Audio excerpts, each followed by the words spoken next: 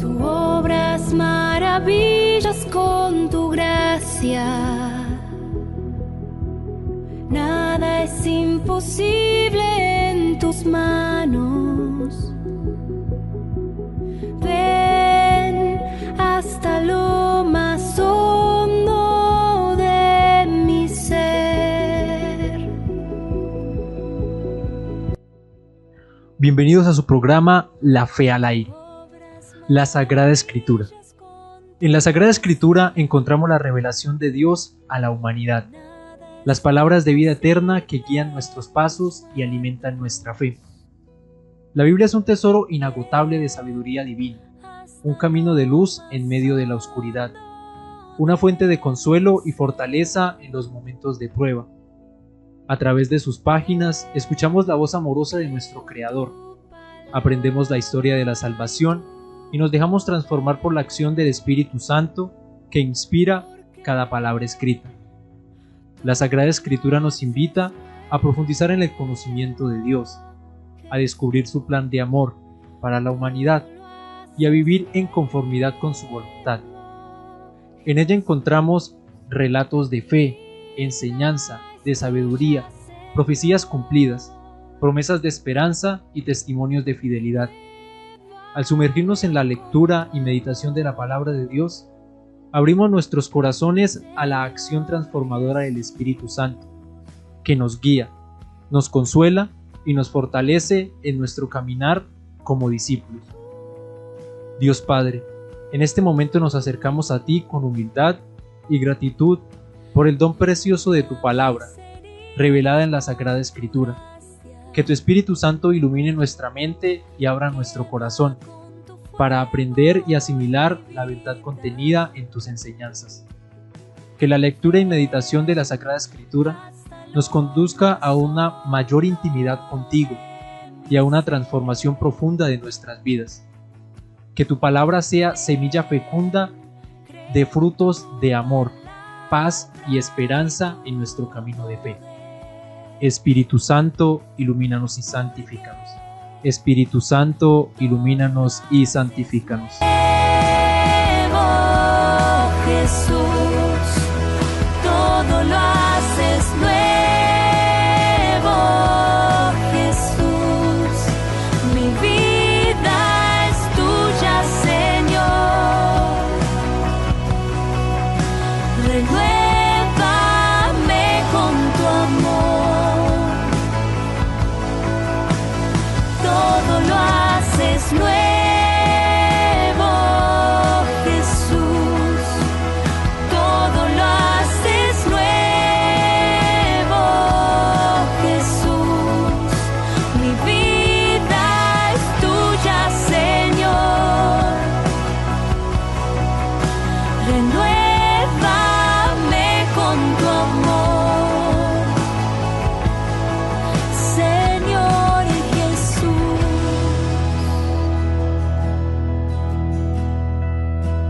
En este momento escucharemos la lectura de la palabra de Dios para el día de hoy. Lectura de la primera carta del apóstol San Pablo a los Corintios. Hermanos, no pude hablarles como espirituales, sino como a carnales, como a niños en Cristo. Por eso, en vez de alimento sólido, les di a beber leche, pues todavía no estaban para más, aunque tampoco lo están ahora, pues siguen siendo carnales. En efecto, mientras haya entre ustedes envidias y contiendas, ¿no es que siguen siendo carnales y que se comportan al modo humano? Pues si uno dice, yo soy de Pablo, y otro, yo soy de Apolo, no se comportan al modo humano. En definitiva, ¿qué es Apolo y qué es Pablo? Servidores a través de los cuales ustedes accedieron a la fe, y a cada uno de ellos como el Señor le dio al entendimiento. Yo planté, Apolo regó, pero fue Dios quien hizo crecer, de modo que ni el que planta es nada, ni tampoco el que riega, sino Dios que hace crecer. El que planta y el que riega son una misma cosa, si bien cada uno recibirá el salario según lo que haya trabajado. Nosotros somos colaboradores de Dios y ustedes campo de Dios, edificio de Dios. Palabra de Dios, te alabamos, Señor. Al salmo respondemos todos Dichoso el pueblo que Dios escogió como heredad. Dichoso el pueblo que Dios se escogió como heredad. Dichosa la nación cuyo Dios es el Señor, el pueblo que Él se escogió como heredad. El Señor mira desde el cielo, se fija en todos los hombres. Dichoso el pueblo que Dios se escogió como heredad. Desde su morada observa a todos los habitantes de la tierra. Él modeló cada corazón y comprende todas sus acciones. Dichoso el pueblo que Dios se escogió como heredad. Nosotros esperamos en el Señor. Él es nuestro auxilio y escudo. Con Él se alegra nuestro corazón. En su santo nombre confiamos. Dichoso el pueblo que Dios se escogió como heredad. Del Evangelio según San Lucas. En aquel tiempo, al salir Jesús de la sinagoga, entró a la casa de Simón. La suegra de Simón estaba con fiebre muy alta y le rogaron por ella. Él, inclinándose sobre ella, increpó a la fiebre y se le pasó. Ella, levantándose enseguida, se puso a servirle. Al ponerse el sol, todos cuantos tenían enfermos con diversas dolencias se los llevaban, y él, imponiendo las manos sobre cada uno, los iba curando.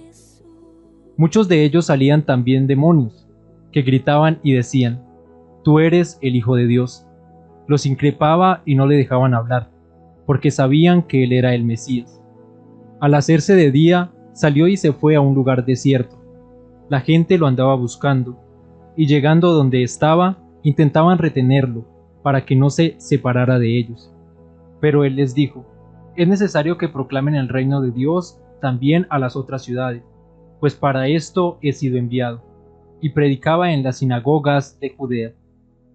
Palabra del Señor. Gloria a ti, Señor Jesús. Te entregaste para darme vida nueva y rescatarme. Al contemplarte en la cruz, al contemplar tanto amor, no puedo más que adorarte, mi vida entregarte. Al contemplarte en la cruz, al contemplar tanto amor, no puedo más que adorarte, mi vida entregarte. En el pasaje que acabamos de escuchar, queridos hermanos, pues Jesús ha venido a anunciar la salvación a los pobres, a curar a los ciegos, a dar libertad a los oprimidos. Hoy leemos pues el programa de una jornada de Jesús, pues el pasaje inicia diciendo: Jesús al salir de la sinagoga, es decir, Jesús estaba en la sinagoga y se dispone a realizar un día de trabajo, pudiésemos colocar o decir entre comillas, una jornada. Y en esa jornada encontramos varios elementos, varios momentos bien interesantes en la vida de Jesús. Primero, cura la fiebre de la suegra de Pedro. Qué buena e importante relación de Jesús con las mujeres. Jesús, que vela también por su bienestar y además le concede la salud. Pero recordemos que Jesús no solo se conforma con la salud del cuerpo, sino que en el pasaje que escuchamos también anuncia la salvación. Y aquí pues ya podemos sacar una primera reflexión, mis queridos hermanos. Luego de que Jesús cura a la suegra de Simón, pues ella ¿qué hace? Se levanta y se pone a servir a los demás, a Jesús, mostrando que a pesar de las dificultades, a pesar de nuestro estado de ánimo, a pesar de todo lo que estemos viendo en nuestra vida, si tenemos a Jesús, tenemos la posibilidad de servir y tenemos la posibilidad de comunicar un mensaje de salvación a los demás, a quienes nos rodean. Luego seguimos encontrando que Jesús también impone las manos, es decir, manifiesta su poder. Jesús responde al actuar del hombre con intervención divina. Jesús también libera a los poseídos del demonio.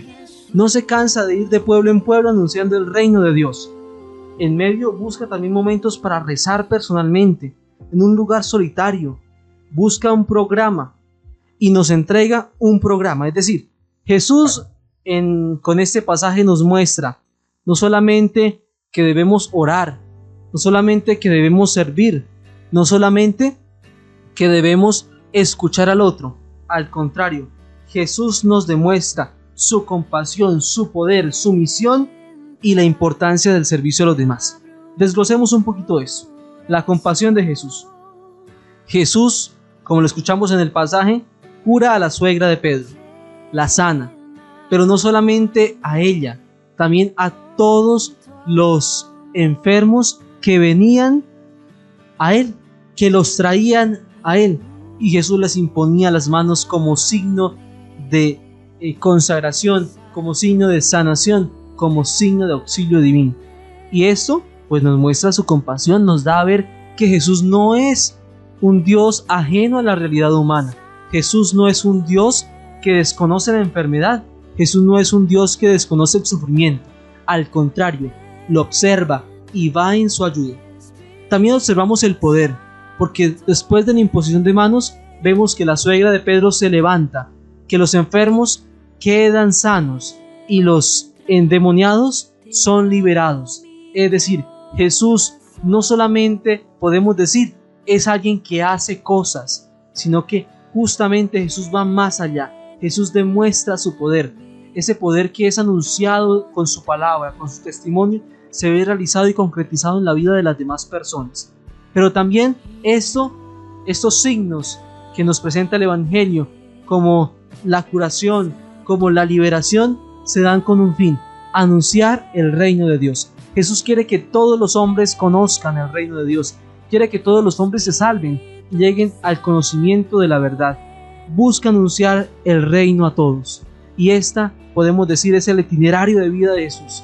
Si hoy Jesús en el Evangelio cura a la suegra de Pedro, cura a los enfermos y libera a los endemoniados, es porque en el fondo está buscando anunciar el reino de Dios. Y un último elemento que quisiera compartir con ustedes: Jesús también sacaba momentos de oración. Vale la pregunta alrededor de esta reflexión: ¿cuánto oras? Y pudiésemos decir: dime cuánto oras y te diré qué tipo de cristiano eres.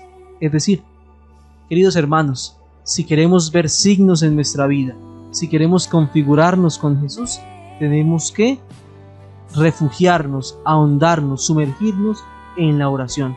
Jesús oró, Jesús oraba, mostrando la importancia de la oración. Es decir, no solo la oración no es un añadido en la vida cristiana, es porque es el elemento vital para una relación con Dios. Entonces pidamos, mis queridos hermanos, que Dios nos conceda la gracia a todos de, primero, reconocer la presencia de Jesús en los demás. Segundo, que en nuestra vida exista un itinerario pascual, un itinerario evangélico, es decir, que todo lo que hagamos esté comprendido y tenga de fondo y de contenido el anuncio del reino. Pero también que, como Jesús, busquemos espacios para orar, para manifestar nuestro amor y nuestro cariño hacia Dios y hacia las demás personas. Que todos tengan un excelente día.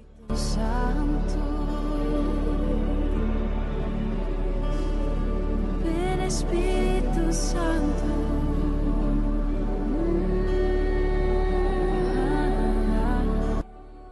Vamos a tratar durante este programa una temática que es de bastante importancia para nosotros.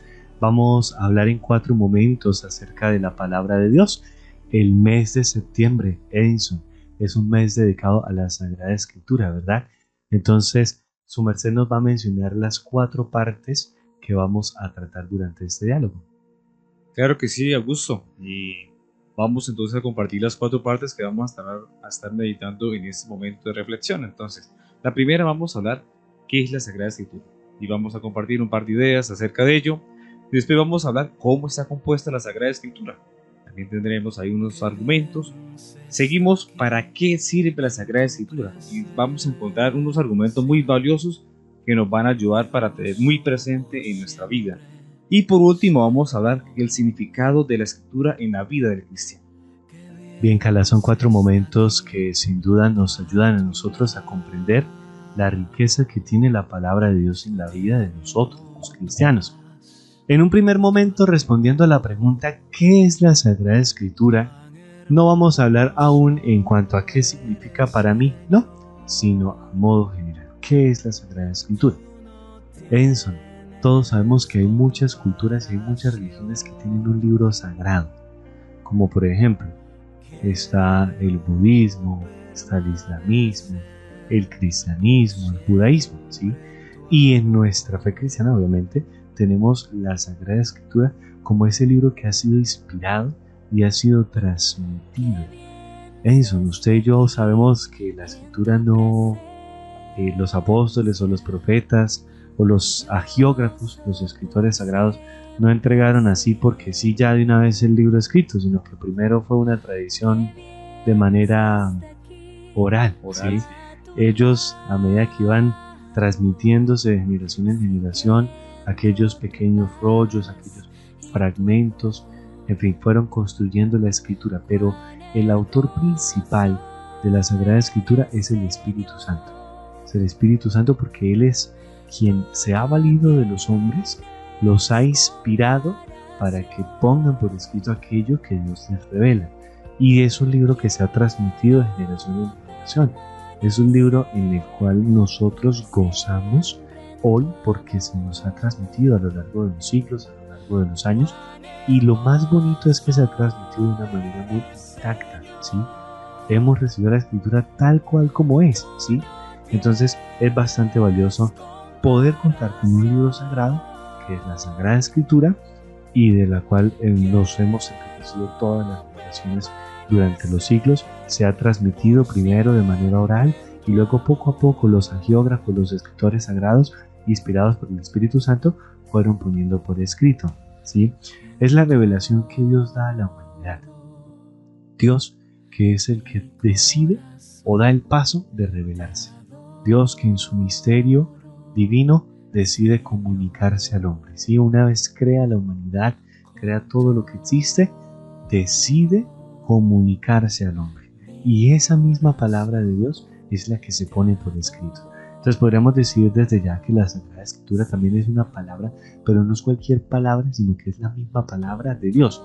Por eso nosotros mismos también le llamamos palabra de Dios, porque sale de la boca de Dios, es eficaz, es decir, crea, es la palabra de Dios que anuncia, que se comunica al hombre y que también está por escrito, pero es la misma palabra de Dios. Y por tanto, es Sagrada Escritura porque es sagrada la palabra, ¿sí? Porque así como es sagrado Dios, que es quien pronuncia la palabra, pues su palabra es sagrada. Entonces es Sagrada Escritura. Y es la verdad más grande que podemos nosotros tener en nuestra fe. Por eso los cristianos no vamos a tener ninguna verdad más grande que la Sagrada Escritura. Bien. Bueno, Cala, vamos a ver la segunda parte, después de este pequeño abrebocas, acerca de cómo está compuesta la Sagrada Escritura. ¿Cuántos testamentos tiene la Escritura? Bueno, Augusto, entonces la Sagrada Escritura está compuesta por 2 testamentos. Primero, el Antiguo Testamento y, bueno, finalmente el Nuevo Testamento. Cada uno tiene un bloque de libros que ahorita a continuación vamos a exponerlo de forma más detallada. ¿Sí? Yo pienso en algo, y es que efectivamente el cristianismo es hijo del judaísmo, ¿sí? Y el judaísmo tiene por palabra de Dios también el Antiguo Testamento. Ellos lo tienen, digamos, organizado, su canon, ¿sí? Del Antiguo Testamento lo tienen organizado por la Torá, que son los libros de la ley, ¿sí? También por los Nevi'im, que son los profetas, y los Ketuvim, que son los demás libros, los históricos, los sapienciales y demás. Ellos comparten con nosotros el Antiguo Testamento, ¿vale? Ya el cristianismo, obviamente, es quien ofrece, por así decirlo, aporta el Nuevo Testamento a la escritura ya dada por el judaísmo. Entonces podemos decir que la Sagrada Escritura la compartimos con los judíos, pero solamente en lo que se refiere al Antiguo Testamento, ¿sí? Ya como su merced mismo decía, hay unos grupos en la Sagrada Escritura. Cuéntenos, Edison, ¿cuáles y cuántos son los libros que conforman el Pentateuco? Bueno, Augusto, entonces, ¿cuántos libros? Son 5 libros. Y entre esos están entonces el Génesis, tenemos el Éxodo, el Levítico, Números y Deuteronomio. Estos son los 5 libros que conforman el Pentateuco. Entonces estos son los libros que básicamente narran la historia del pueblo de Israel, bueno, la historia de los orígenes, de la creación, Dios que elige un pueblo que va en salida hacia la tierra prometida, y que pues un pueblo que hace una alianza con Dios, ¿sí? Por eso también el judaísmo los llama los libros de la Torá, o sea, los libros de la ley. Ahí se establece una alianza entre Dios y su pueblo. Bien, pasemos al segundo grupo de libros del Antiguo Testamento, que son los libros históricos. ¿Cuántos y cuáles son esos? Bueno, Augusto, en este segundo bloque de libros tenemos 16 libros. Entonces, el orden es el siguiente: Josué, Jueces, Ruth, Samuel, Primera de Samuel, Segunda de Samuel, Primera de Reyes, Segunda de Reyes, Primera de Crónicas, Segunda de Crónicas, Esdras, Nehemías, Tobías, Judith, Esther, Primera de Macabeos y Segunda de Macabeos. Entonces acá están los 16 libros que conforman este segundo bloque, Augusto. Bien, entonces, bueno, el Deuteronomio del anterior grupo termina con la muerte de Moisés. Una vez Moisés muere rumbo a la tierra prometida, ya muy cercanos a alcanzar esa promesa que Dios les había hecho, pues Dios elige a Josué para continuar guiando al pueblo y instaurarse en la tierra. Estos libros tratan acerca de la historia de los profetas, Samuel, que unge al primer rey del pueblo de Israel, al rey Saúl. Inicia toda una sucesión histórica. Obviamente en estos libros históricos no vamos a encontrar biografías ni vamos a encontrar datos precisos de la historia, pero sí nos ayudan a comprender muy bien lo que fue más o menos el recorrido de la historia de Israel, cuando se instauró como pueblo, la monarquía, la decadencia del pueblo de Israel, el exilio, también la esperanza renovada. Bien, pasamos hacia un tercer grupo de 3 pequeños libros que se llama lírica. ¿Cuáles son? Bueno, entonces los que entran en este tercer grupo son los Salmos, Cantar de los Cantares y el libro de las Lamentaciones. Lírica quiere decir también poema. Quiere decir que en estos libros vamos a encontrar pequeños poemas que vamos a poder proclamar, que vamos a poder leer de manera poética y que de hecho tienen rima. Ahora pasamos a otro de los grupos del Antiguo Testamento y son los libros sapienciales. ¿Cuántos y cuáles son? Bueno, entonces en este grupo tenemos un conjunto de 5. Primero, Jod. Segundo, Proverbios. Tercero, Eclesiastés. Cuarto, Sabiduría. Y quinto, Eclesiástico. Estos libros, ¿sabe por qué se llaman sapienciales? Eso. Agustico, cuéntanos. Sapienciales viene de sabiduría. Entonces, efectivamente, uno de estos libros se llama Sabiduría y muestran a modo de proverbios, a modo de dichos, a modo de enseñanzas, una enseñanza muy valiosa.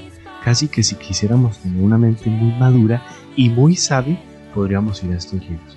Y sí que nos dan pautas importantísimas. Bien, ahora vamos a continuar con los libros proféticos. ¿Cuántos y cuáles son? Bueno, en este último bloque entonces tenemos 14 libros. Entonces iniciamos con Isaías, Jeremías, Barú, Ezequiel, Daniel, Oseas, Joel, Amós, Abdías, Jonás, Miqueas, Nahum, Habacuc y Sofonías. Entonces acá está el conjunto de 14 libros que conforman los libros proféticos. Y me faltaba acá unos 3 más, entonces no son 14 sino son 17. Está Ageo, Zacarías y Malaquías.